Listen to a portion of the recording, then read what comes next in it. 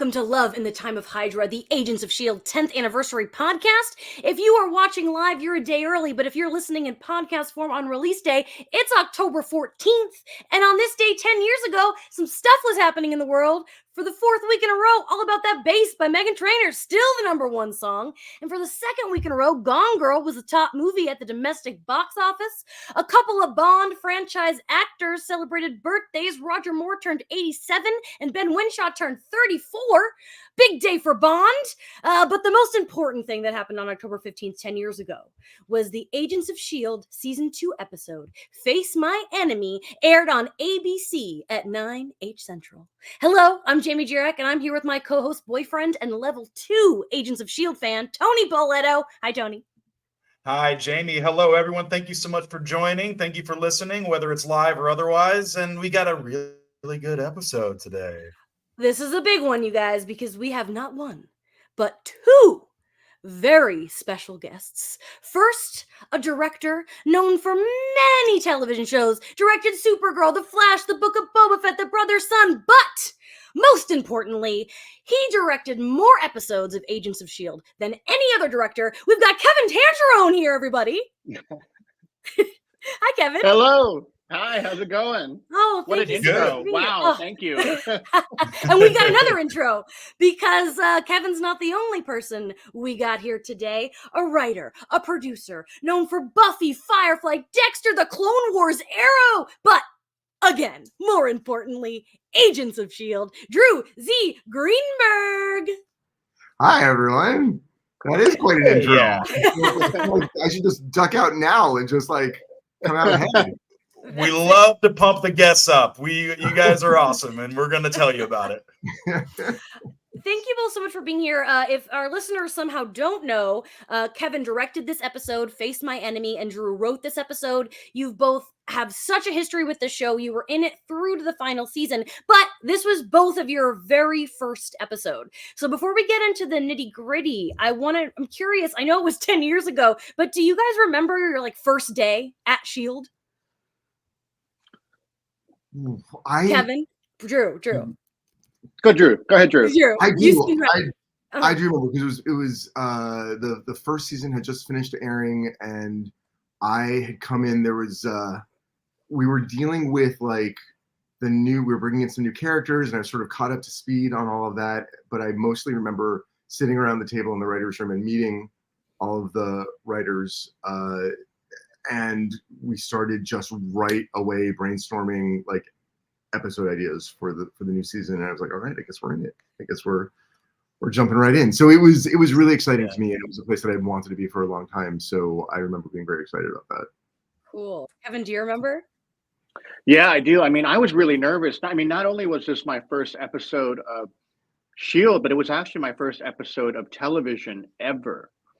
And I was very lucky to get this one because I felt comfortable working in the fight choreography realm, and this one had a really cool opportunity for a lot of that. So I was lucky enough to team up with Drew on my first episode, and for some reason I had no idea it was your first episode also. So that's fantastic. I had no idea, but With that said, I had visited set before because my sister and her husband, of course, let me come and hang out. But there was a lot of pressure on me, for sure, and I felt it.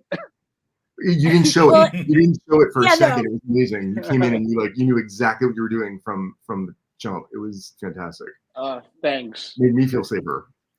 Oh, good. Yeah, because I think I was also one of the youngest persons on set, so I wanted to over prep for that one. So it was sure. It was fun. It was, and also being a first time director, but also just a lot of things when you're a TV director, most of the time you're a guest on that set. So there's a decent amount of very, very fun, each other out a little bit. And I definitely felt that with the crew in the most fun way possible, but I was always okay, I got to make sure that everyone thinks I'm nice and very cool. So it was fun. I love that. Nice. Before we dive a little further, I do want to shout out everybody who's watching live. We've got a lot of people on today joining in and chatting in. And Tony, do you want to remind the people how the pod works? Yeah. So 10th anniversary Agents of S.H.I.E.L.D. Jamie has seen the show an inordinate amount of times. I'm going through it for the very first time. So if you're in the comments and you want to say something spoilery, just put spoiler alert ahead of your comment. And that's to protect people like me who are hopefully joining in, who this show is new for them as it is for me. I want those people in there. I want people like me experiencing this for the first time. So just spoiler alert everything, please. Super easy. No pressure, everybody. It can be hard to live with Tony and not talk about the show. We do have some questions for you, kind of like to lead up to the actual episode. Yeah, I mean, just as like a obvious one, writer, director, in this episode, your guys' first episode, how closely were you working together, and how quickly did you guys sort of develop a language between the two of you? I felt it right away. I mean, I don't want to speak for Kevin. He's going to be like, oh my God, it took me months to get I felt it right away. And I remember us walking around doing set visits. And, it's funny because Kevin was one of the younger people on set. And our first AD, Maylene, I think, was also one of the younger people on set. I was not one of the younger people on set, but I felt very young walking around with them, and I felt like we were like the three kids kind of walking around, but I was more like Steve Buscemi in 30 Rock kid, like hello. But what's that? Sorry, you had your skateboard with you. I totally did. Baseball cap backwards. Yeah. But I really felt like this was the thing. Like I've been very lucky that I've had really good experiences for most of the shows I've been on, most of the sets I've been on. But I felt right away that Kevin understood exactly what the episode needed to be, and I could start talking in shorthand pretty much from day one. And he would predict the end of my sentence before I would say it. So I was like, okay, good. This is great. That was certainly my experience on it. Yeah, I mean, I feel very much the same. Like I said at first, I was pretty nervous. I felt like I had a lot to live up to, and also the first season was so incredible, and this episode specifically was starring and featuring mainly one of my favorite actors growing up too, was Ming Na. So I was extra like, oh my God! So this is my first episode of television, and it's with Ming Na in playing kind of two roles. But I felt very comfortable with Drew because I was already nervous, but he was very comforting in the sense that we were able to like have fun. So it felt like it was more fun than it was work. And we also had a lot of fun locations too. Like location scouting was really fun, looking at mansions and finding one with an elevator in it and scouting beaches. So I definitely felt comfortable pretty quick. But it was, I was very nervous driving onto the Culver lot for the first time and being like, oh my God, here we go. I'm about to be in a room full of people who are all looking at me. And then when I met Drew, I was like, oh, thank God I have him as a partner here, because we developed a friendship very fast. It was very nice. Oh, that's great. That's why you're here together. We love to see it. Yeah. Drew, you were also a co-executive producer at this point in time in the show. Did your kind of day-to-day change when you're also the writer? Like, are you on set? How did that work? It's different for every show that you're on. For this show in particular, this show did it the way that I like it to be done, where when it's the episode that you wrote, then you're on set for that, so that if any questions come up, if any like hiccups happen where you can help as somebody who's been in the writer's room and knows what came before and what came after, what's going to come after, you can do that. And so in that sense, it's your responsibilities are kind of divided between the writer's room and then being on set for your episode. And it's not always like that on every show, but I was very happy that that's how we got to do it. You sort of follow your episode all the way through from breaking it with the other writers in the room to pre-production and then being on set and then a little bit of post as well. That's cool. Were there certain beats you knew you had to hit in this one? Because like a lot of big things kind of happen. Yeah, it's funny. I was trying to, 'cause knowing that we were going to talk about this, I was trying to sort of go back and think about some of the big things that we hit. I know that we needed to have Coulson and May address his deteriorating situation and what the plan was, and I knew that that was going to be an ongoing discussion. I swear, like every show I go to, I always pitch like, what if there's some sort of party where they have to dance? And you know, for 20 years I was told no, and then I showed up on Agents of Shield, and my first episode, for whatever reason, they were like yes, and so I mean, we had to have dancing. Another good reason for Kevin to be Yeah. on this too, actually, which made it really great. That's a good. I was going to ask this later, but we can talk about it now. With the dance choreography, because they threw you in. You've got dance choreography, you've got fight choreography, but you're no stranger to the world of musicals, Kevin. So, were you involved in the choreography? Yeah. So when I first got the script and there was a dance number, I at first was like, oh my God, did they put that in there to make me feel more at home, considering my background? But it was an icebreaker for many reasons also on set with the actors. And I was involved in picking the choreographer because I have a big past in that whole world. So we picked a great choreographer. It helped me really bond with Ming Na, but also Clark.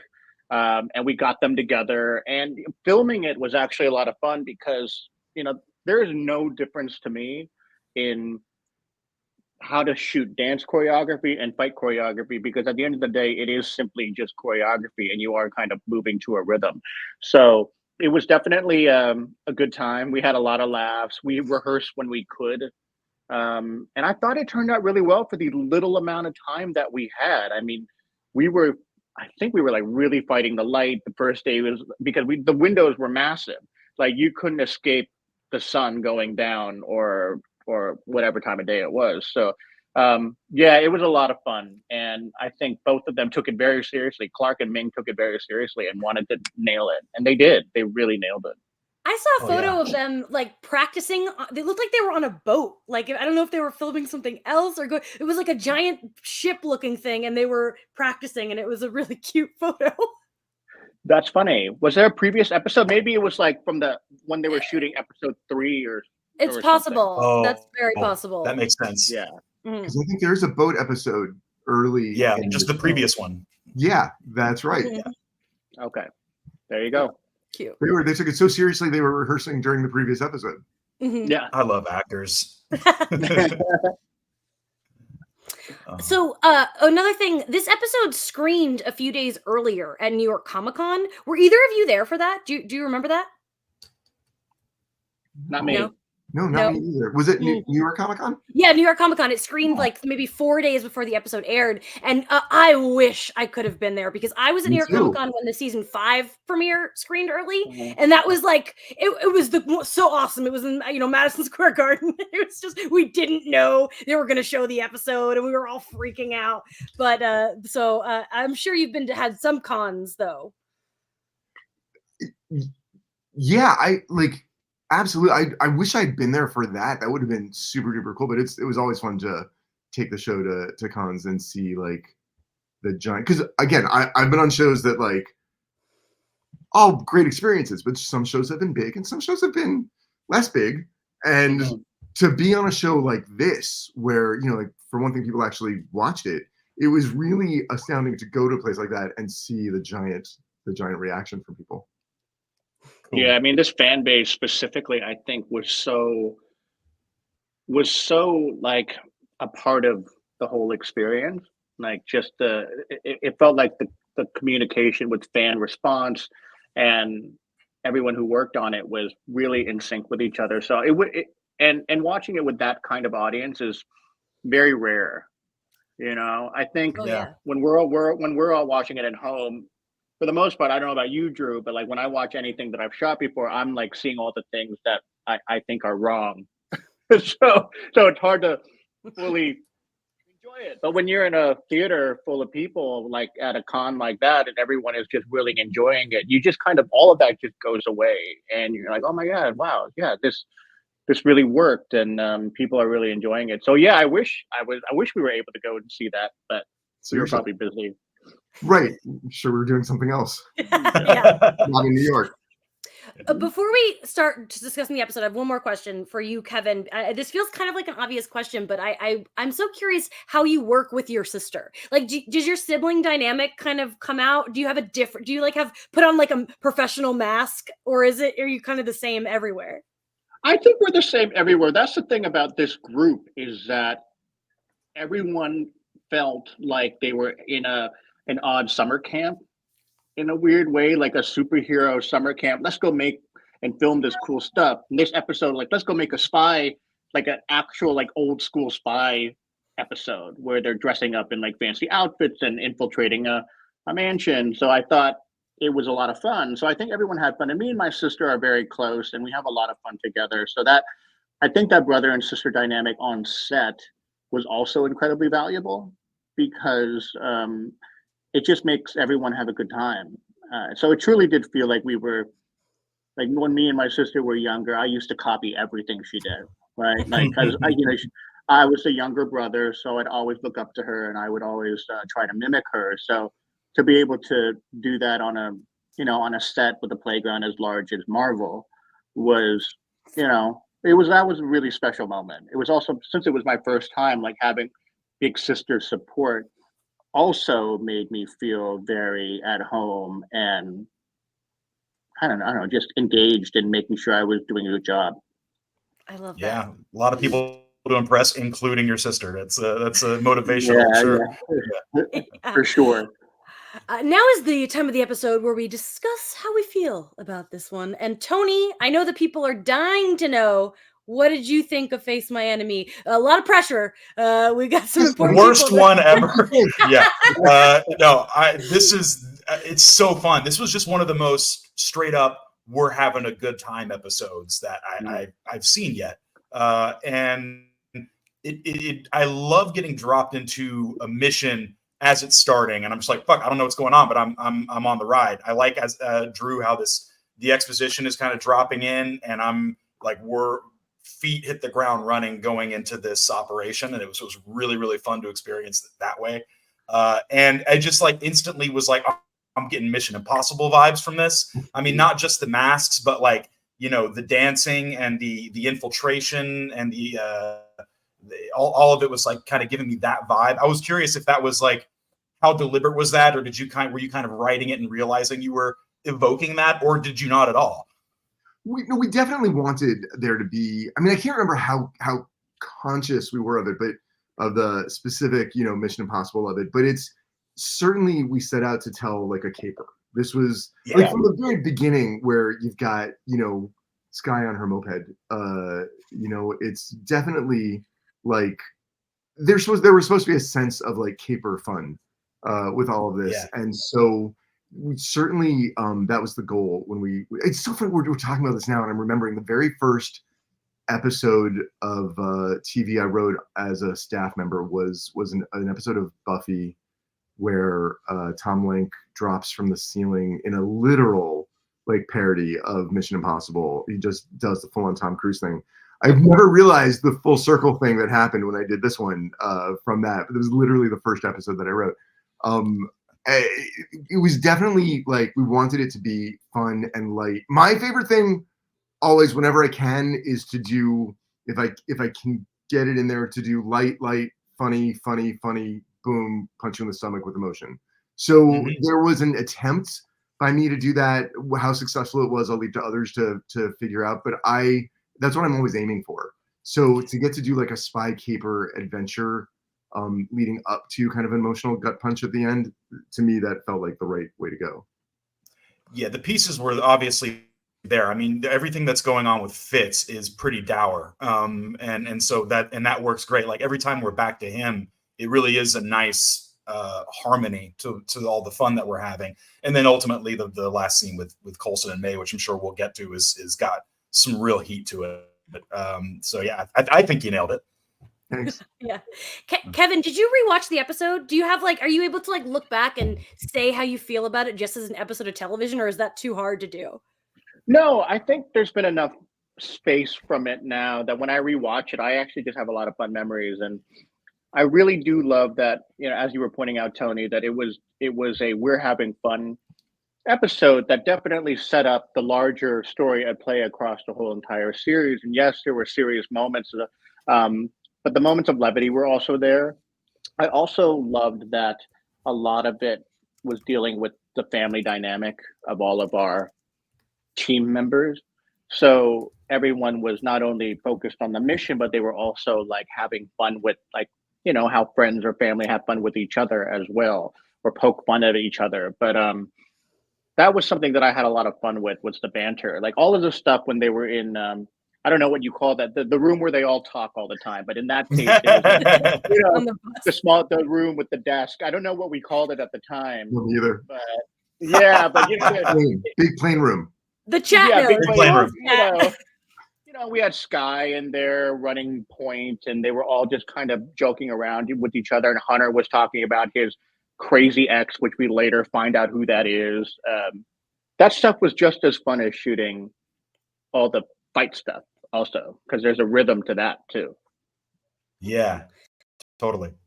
Drew, did you feel the same way? Like rewatching it? Is it like that for you too? It is very, very much so. I unlike Kevin, I am narcissistic enough that when I watch something, I don't beat myself up over it. But what I do is I'll be like, oh, I don't know. Did I write that? What was that joke? The nice thing is that, and it's Kevin's exactly right. Like when you have a certain sense of musicality to your brain, then which. P.S. I don't. I have to work very hard to make that work. But like then dancing and fighting and jokes should all fall into the same box, where like there's a give and take to it. And I heard that banter in my head with the family dynamic, and it played out just the way that I was hoping that it would go. So I watched it and I was like, yeah, Kevin made this work. This is what I want. This is good. I look good. As long as I look good, then I'm fine. Then it's okay. I also had the bizarre experience of like I think generally the show is still a little bit too adult for my son who is 6. But I told him that I was going to rewatch the episode so I could talk to some people about it, and he asked if he could watch too, and I was like, okay, I don't think there's anything in here that you can't see except people beating the crap out of each other. Yeah. So we'll have a talk later about how probably not good to beat people up. But other than that, like I had the experience of watching this episode, the first thing I've ever written that I watched with my son. So that was fun, and sort of seeing it through his eyes. Like, that was cool. So I had a good time watching. That's really cute. Wow, Yes. that's really special. I'm really happy that we still did that. That's awesome. I've told this story before, but I want you both to know that I have a staunch season 1 defender, but 10 and a half years ago, I did fall off for a while. And I was hanging out 10 years ago with my friend Brett, and he was like, I recorded the new Agents of S.H.I.E.L.D. You have to watch it with me. And I'm like 10 episodes behind. He goes, I don't care. You're watching it. And it was Face My Enemy. And I had no idea what was going on because I was so behind. But I was like, oh my God, the show is amazing. I have to go home and catch up immediately. And this is the episode that like brought me back in and kept me in, because here I am all these years later, still trying to keep it alive. So thank you. You rescued Jamie, guys. At least we accomplished that. Yeah. A beautiful moment. So as we kind of go through the episode a little beat by beat, absolutely, Kevin and Drew, feel free to like stop me if you have any tidbits or memories. But we also know that this was 10 years ago. You will not be shamed for not remembering anything. I can't remember what happened this morning. So yeah, exactly. So we open. We're in Miami. I'm guessing you didn't film any of this in Miami, right? Like all here in LA. It's all, everything is here. But it was fun to try to recreate Miami with like the background, and all that stuff. But yeah, I'm a Floridian, so I love that this is a Florida episode. When they when they have their fake IDs, and like I'm like, their IDs look like my IDs. Like, I think I feel so a part of this world. I will actually say I could be totally wrong. This is me just speaking out loud, a thing that I've carried around in my head for a couple of years now. I am pretty sure that a wedding in Jane the Virgin took place at the same church where we shot our burned out church at the beginning. So I like to think that Jane the Virgin maybe is in the same universe as Agents of Shield. That would be one hell of a crossover, right? Jane the Virgin in Secret Wars. Is this a confirmation? If only. No. That's gonna get picked up. We're going viral. Somebody will have to fact check me on that, but I just remember watching the episode of Jane the Virgin, going like, "That was our church," and so nice. Someone will have to tell me if I'm right or wrong, but I think I'm right. I wrote in my notes while we were watching the episode, I wrote Honeypot Hunter, which I think is just like the perfect role for him in this team. Yeah.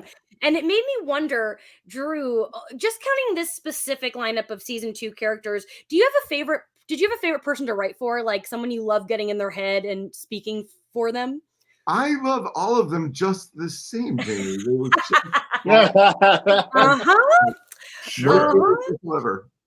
Okay. No, we're not playing favorites today. Understood. Even 10 years later, I have no favorites. Kevin, do you have any favorites?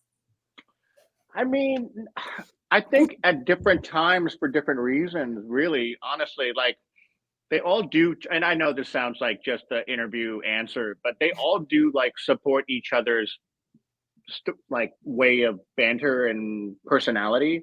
Like you won't have one personality trait pop unless that person made it happen. So I think finding that back and forth was always a lot of fun. It was my first time also, like, I think because it was my first episode and also Sky was just implementing herself into the team. I do remember having a lot of fun, like filming her tech moments and finding the rhythm for that. Like when she comes in after getting off the moped or the scooter, she comes in, you know, she tosses the flash drive to someone, he picks it up, plugs it in, and it's like all one shot.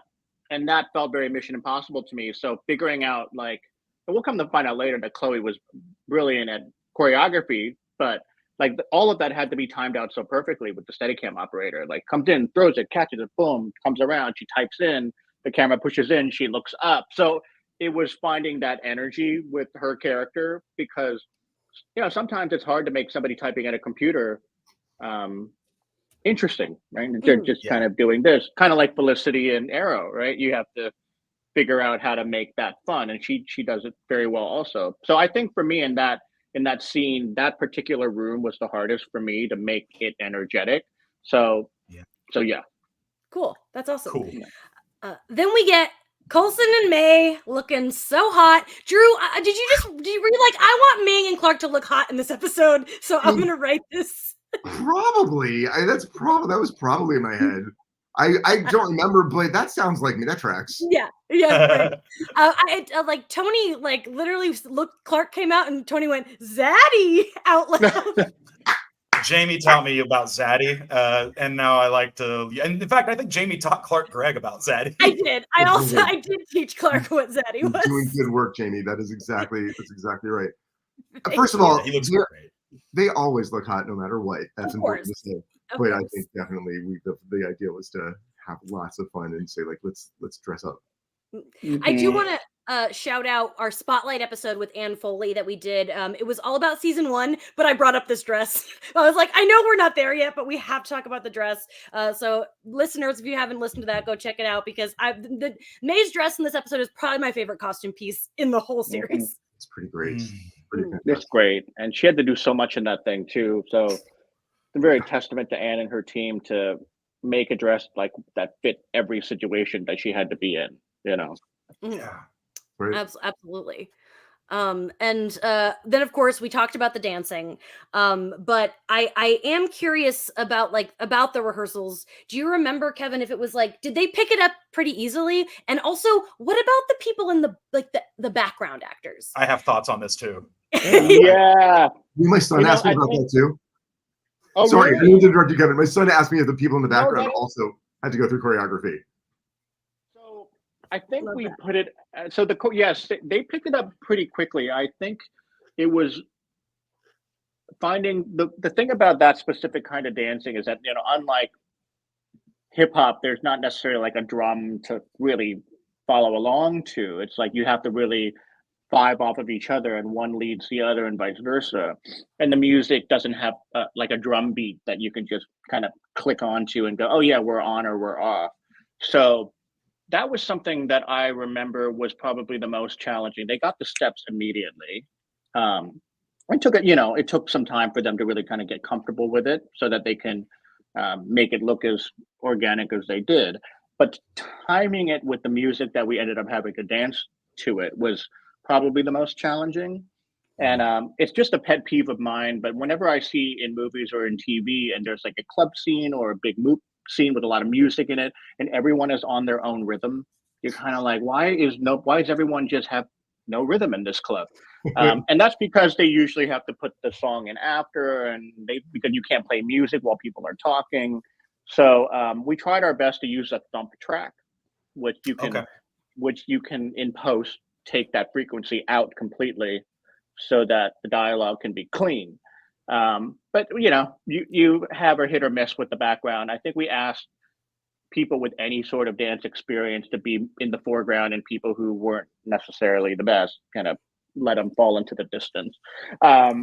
So yeah, I think trying to figure all of that out with a bunch of actors and background in one place that was kind of tight, and a big Steadicam operator who's trying to move around everybody, was the most challenging. Well, they really bring that room alive. Like May and Coulson really just these guys we see them dancing before they start dancing, and there's sort of a stiffness, a formality. They're very formal in their dance, and then that's what I think that just helps make May and Coulson all the more electrifying when they get their business going. It's great. Yeah, especially the way Drew, the way at the very big we I don't know, there was a setup where it was like, is that somebody was saying they were uncomfortable because May was laughing, and then she walks up, she's like, my face hurts. So all of those moments are fantastic, because then when you get to them actually dancing and they're loosened up a bit, you've earned it. You've earned that moment of let's just let go, and they shut off the microphone so that they can just have a chat with each other about something that's actually pretty damn serious. But then they put a dip into it. Right. So it's that constant back and forth of light moment, dark moment, light moment, which is something they did very well together. Yeah, I do want to talk about the dialogue in the scene, Drew, because a lot of important things are being said, and it's cool that it comes through while they're dancing. But I know that a lot of the Felinda shippers out there, they always cite this episode as this is the proof. There's something going on there. So I have to know if you thought that while you were writing the episode. Are you a Felinda shipper? I am. Yes, I am. And I was, absolutely. I was a big fan of that. And I don't know if that's exactly, I think more than anything else, what we wanted to get to was the bond between them, and how strong it is, because he's going to ask something of her and she's going to refuse because of the very same bond. But yeah, I mean, I didn't mind if it was a little flirty too. That's okay. Also, that was okay. I love the way they interact. Actually, I do remember, and Drew, do you remember this? It's when we were rehearsing that scene, I think something that Clark and Ming, when we were all putting it on its feet, was this is a really good chance to do nuance, right? In a lot of these shows, you do have to get a lot of information out for plot reasons, and especially in comic book driven shows where there's a lot of things to kind of make sure your audience knows. So if you are ever able to take time to do human nuance, it works so great. I think that's a part of why a lot of Marvel stuff does stand out. So that was something I do vividly remember when we were all rehearsing it. It was a conversation that was brought up. So yeah. I'm so glad. And also I'm glad you remember things. And again, you're making me look good, implying that I was even there. So that's very nice. That's why you're together. This is great. No, it's perfect. And that's what Kevin does very well, is making sure that the beats, and again, I've been very lucky. I sound like I'm being all Pollyanna-ish and I'm talking about this for the interview, but it's one of the reasons why I wanted to make sure that I was here to talk with all of you guys, because I've been very lucky. I've had some great experiences, but Kevin zeroed in on that stuff right away, and sees things that, again, it makes me look good. I don't know what I'm doing when I'm just you just can't have them do exposition, and let's have them dance too at the same time.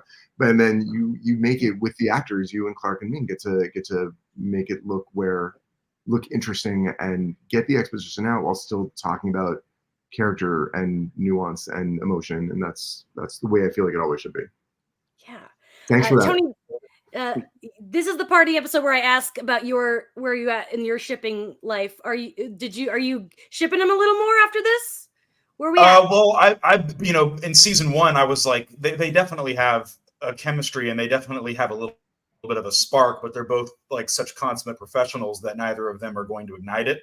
But I've always said that like they totally hooked up at Academy or whatever. Like there's a history there that like we're not going to get necessarily, or maybe we will. I don't know. I'm the one who doesn't know. But I don't feel like this episode didn't make me feel like we were going to move into a ship with these guys. Mhm. But I definitely am just getting more and deeper of that potential. Like it's obviously there. The material for a ship is there. But I'm not like anticipating it now. You know what I mean? Fair. I always have to check in. My ship. Yeah, check in. Yeah.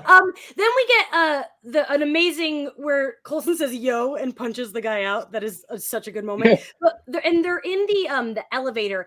But speaking of the whole like Felinda thing, am I misremembering? Isn't there like a behind the scenes moment where the elevator opens and they pretend to make out like as a joke? Didn't they do that? Yeah, there was a blooper there. Yep.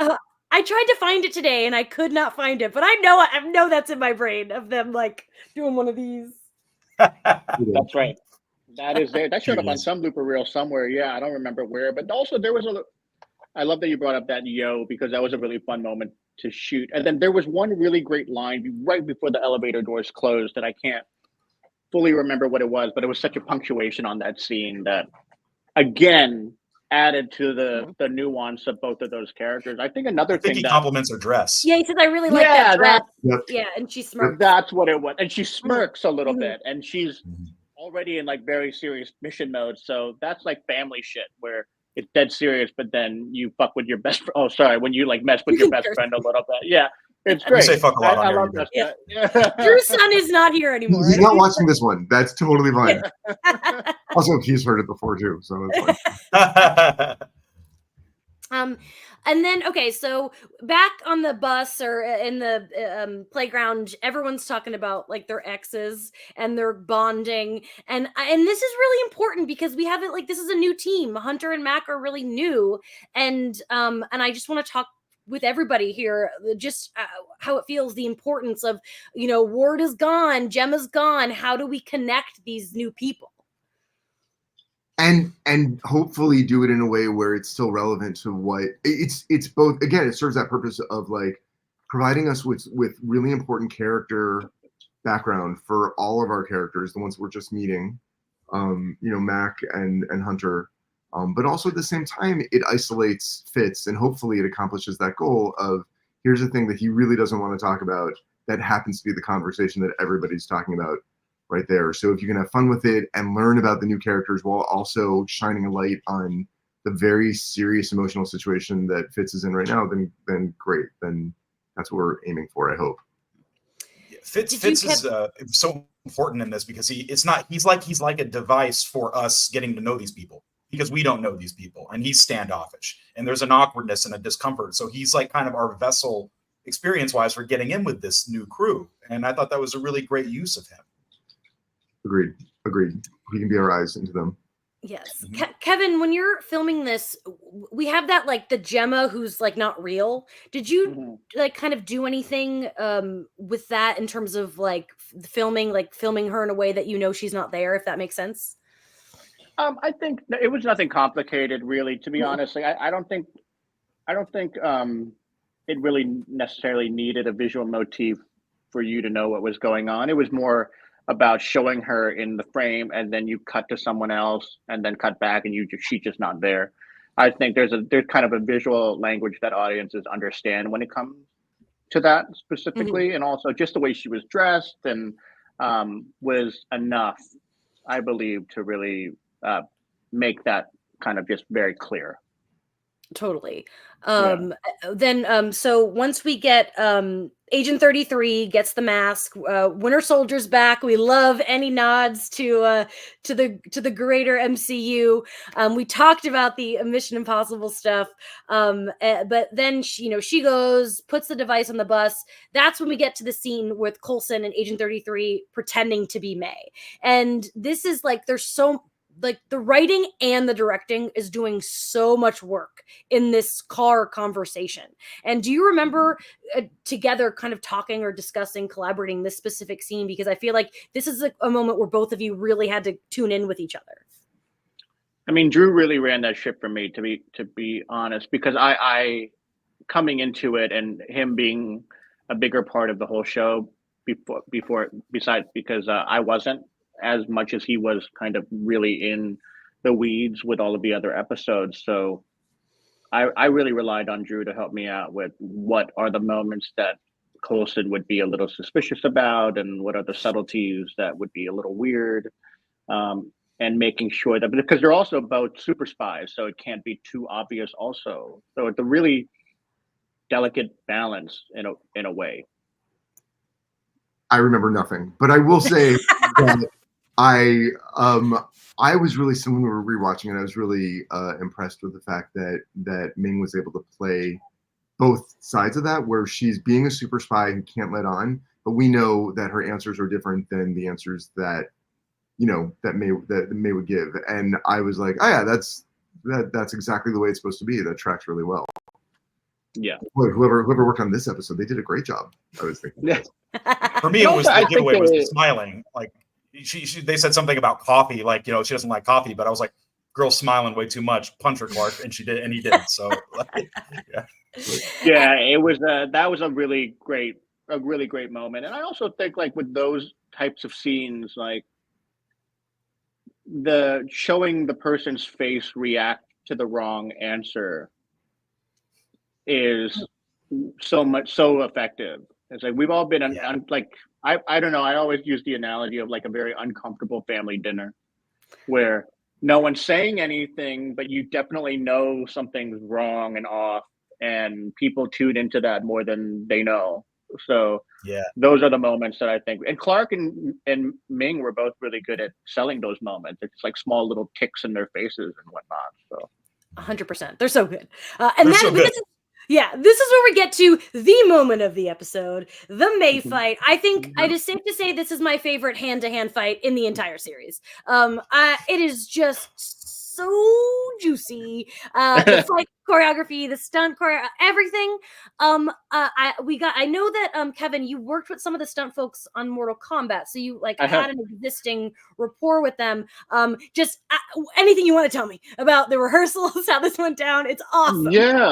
Yeah, it was very important for all of us to kind of really nail this one, because we knew there was an opportunity to stand out, and making sure like the moments of her like taking off her heels was a real big moment.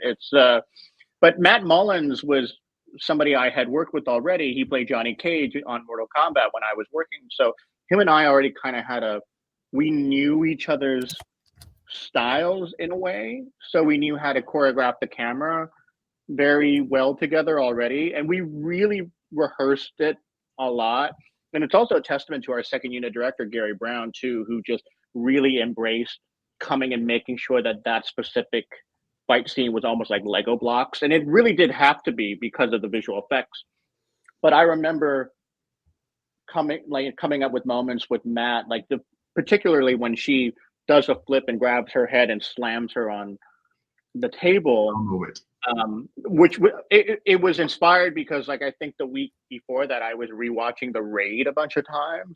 Oh yeah. And if you've seen that, I mean that there is a very specific scene in there that's a lot more violent, where he grabs the guy's head and slams it on a broken door, and then a bunch of other bad stuff happened. But we're like, what's our fun PG-13 version of that we can do in a spy show? So yeah, we had a lot of fun with that, but that was a hard one to kind of really get on camera.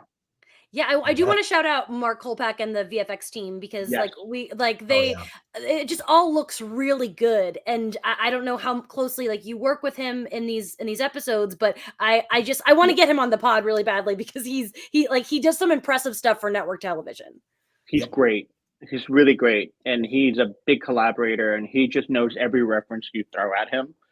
He's just that movie encyclopedia kind of guy. So you can just talk in movie references, and he'll be like, "Yep, I got it." And his energy is really infectious there as well. So, and also the stunt team came to play, and Ming was fully embraced with it. I think she got a little hurt, she got a little injured. Okay. But that's because she puts her all into it. She's such a team player, and we joke because we have worked together multiple times after that particular episode, and we always go maybe just a little bit too hard sometimes because she really gets into it. But Samantha Joe was awesome, who was one of our stunt doubles, and then Tara Mackin was also amazing because she was one of our stunt doubles. And I actually worked with Sam on Mortal Kombat as well, so that was like a really nice reunion. Cool. Drew, when you write a fight scene, do you kind of try to get all the details in there, or does it translate quite differently once it comes together? I don't remember specifically what we did on this one, but I'm positive that I did not write the detail of this fight scene. This was Kevin and the stunt team putting that together, because I was just like, you on my best day, I'm like, they fight. I mean, that's sometimes just the best method, like, because it's going to get built out. You just like, this much of page is fight. That's exactly right. And honestly, like, there are a couple of things that we had to have in there for sure. Of course, a couple of beats, but that's the meat, the stuff that people love about that scene. That's Kevin and the team that Kevin was working with. That's all them. And so that's where that comes from. It was that was such a standout one for me, and I think that really kickstarted our interest to take fight scenes to a larger level. You know, because after that, I think my next fight scene was the one shot take of Chloe going through the base, and that was something that was so awesome. But again, it took the entire group to be on board with it too, in order to make any of that stuff happen. But that one. Sorry. No, go ahead. No, go ahead. I was just gonna say that you were doing work on our show, on our broadcast network show, that I say rivals anything you'll see on streaming or in features. There are sequences like the one take of Chloe that I think that those are fantastic, and I just really think it's impressive. I'm saying this as a fan now, I just think that's super impressive. And that's the summer camp aspect of all of us. Is like, what can we do? What's going to be fun? What movie can we borrow from or use and throw it into this crazy world that's been created? But and also I got to say, Mark Kolpak, we didn't have the budget to do motion control, so getting like one shot of Ming-Na's face against Ming-Na's face in a moving shot was not easy. But we didn't want to default to cuts, because then you would know that like it's just Ming bouncing back and forth from shot to shot. So and the way he was able to come up with that without motion control and people like moving around was very impressive. Indeed. Yeah. I was going to say also, I could be wrong, again, as I am about many things. I remember Ming getting a little bit hurt, like you said, and I could be wrong, but it was the kind of thing where like, it would have been perfectly fine for her to say like, I think I'm done for now. And she was like, no, go again. She came back the next day and was like, let's just keep going. I'll deal with this. That's right. Right. And like, she's so good. She was a perfectionist. I think she was a perfectionist. And not only that, I think everyone, once enough people are passionate about doing one thing together, everyone wants to kind of match that energy. So that really was a very group team effort that everyone wanted to elevate for that specific episode. So it was like a challenge that everyone took upon, like they were in film school in some weird way. Like, how can we do this with the resources we have and the time that we have? And it was fun to figure it out. Cool. That's why we love having you guys on the show, because that, like, we want to hear that stuff. It's so cool. Yeah, It's so almost that enlightening, really. time. Thank you. Where we kick Tony out. So there are a few more scenes left in the episode. We've got the Hunter beer scene. Poor Fitz thinks Gemma's gone because he confessed his feelings. This just breaks my heart. We have the really good Coulson and May, like, you have to kill me scene. Tony, before we kick you out, did you have any questions about just any of the final moments or thoughts? I mean, I just think that Fitz being like, yeah, I had a girl who left and made me really sad. Anyway, guys, that's what we're talking about, right? It was just like such a beautifully awkward. And that the fact that they all sat in that awkwardness for a minute and then came in and supported him. It's like, oh, well, her loss, buddy. Here, have your beer. It's like, this is what we've been working towards. It was really lovely. I love that scene. I love the Coulson May scene, because I like when you're watching actors as good as them, I'm intuiting it. And I'm like, Clark's not going to go for this proposition. This is just not going to happen. I was like, it's no-go. And she's like, money, passports, here's the plan. And I've always said that Clark Gregg just kind of has like a cat-like quality, in the sense that he always seems like he's smiling even when he isn't. It's just like his resting expression is that of like a slight smile. And it's so interesting to watch. And so when he slides that bag away and says, you have to kill me, really powerful stuff. I don't know if she can do it, but it's good writing, guys, and good directing, Kevin. Oh, thanks. Tony, do you want to say our thank yous before we kick you out? Yeah, totally. I'll say some thank yous. So I'd like to thank Stephanie at Eclectic Muses on social. She did our artwork. And thank you to Ryan Miera of Yellow Pills at Yellow Pills Music on Instagram for doing our music. And I want to say thank you to our producer, Maria. Thank you, producer Maria. You're very welcome. And thank you, Kevin and Drew, guys. It's thank you so much for coming here and doing this. I love talking with you guys. Thanks for all the good details. Of course. Thank you. Thank you. All right. Just some boring stuff. Our next two episodes are going to be a little different. Next week, I'm in a wedding in Chicago, so we are not going to have a live show for A Hen in the Wolf House, but we will release it. We're going to record it early. It'll be released that Monday, the 21st. And the following episode 6, A Fractured House, we will be live, but it's going to be on Monday, October 28th, because we have Paul from Heavy Spoilers on the show, and he's based in the UK, so he can't do our normal time. Otherwise, it's like the middle of the night for him. So keep an eye out for all those dates. Tony, get out of here. Leave. I gotta leave the room. Here I go. Oh, he's gone. You guys crushed it. You said Sky. You didn't mess up once. Think about it too. Yeah, it can be difficult. I'm curious, now that he's gone, for both of you coming into this episode and for having to hit the beats that you did, what did both of you know where the season was going at this point? Did you know that you were writing or directing to lead up to the Inhumans? Yeah, I didn't. Okay, you did though. Yeah, that one I knew about, just because that was sort of the direction of the episode. Okay. And I'm so both of you were involved with the show up until the end. Kevin, you directed the series finale. Drew, you wrote As I Have Always Been, which is one of my favorite episodes. What would you both say what changed the most from Face My Enemy to the final one for you? How do you think you changed and grew within the S.H.I.E.L.D. world? Kevin, you take that first. I've got a visitor. I'm gonna and I'll come right there. Go do your thing. Yes. I think because of the history that they all kind of go through, the weight got a lot heavier in every single episode that we did. So, and the audience kind of grew with the characters as well. So I felt like a lot of the more serious moment became, oh, that's so adorable. The serious moments became a lot more weighted for me personally, and also the actors as well. Which allowed for those moments of levity to really break through, because I think, like, just with family dynamics in general, something we're all very used to is trying not to talk about the uncomfortable conversation.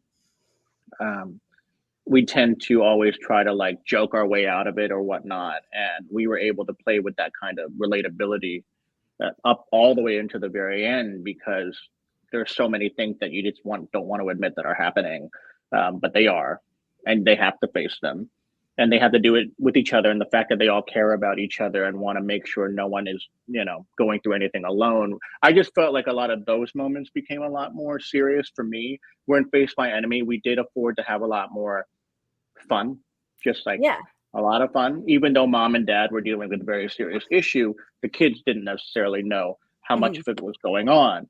Then the kids know what's going on, and then everything else kind of, what happens. So that's how I feel like it evolved. It did become a lot more weighted for me, for sure. Cool. Is it about the same for you, Drew? Do you have to run? Do you have to run? No, he's good now. Okay. Yeah, he wanted more snacks, and I was like, no, we're eating. No, Kevin's exactly right. That's as they took on more and more serious issues, and they started, the problems became even more global. I think it, by necessity, had to be a little bit more serious, and the fact that the stakes kept going up and up. I also feel like one of the things that was really great was that because the show, it was so much fun to like do a show that would reinvent itself every season. Yeah, it definitely, adjusted and changed because we were telling we had a different sort of focal point each season, and I love that. And so this was exactly appropriate for season 2, and then we could sort of shift it for the next ones. Yeah, I mean, this is why I keep coming back. this is what, like, I'm hooked and it's over. So Yeah. I think you nailed that. My next question is a very basic question, but as somebody who has this podcast, I have to ask, Kevin, do you have a favorite episode you directed? Oh man, this one will always hold a very special place in my heart, just because of everything at play. Not only just being the first one I've ever done, being the first TV show I've ever directed, but also being kind of welcomed into that whole universe as warmly as I was something that definitely spoiled me as I went on to go and direct on other shows. Right? It was definitely a great group to be around. I think everyone who worked on it kind of feels the same way. But beyond this one, I mean, I think the one shot fight scene was something that was very stands out to me a lot. And the finale, just because of how much it meant to everybody.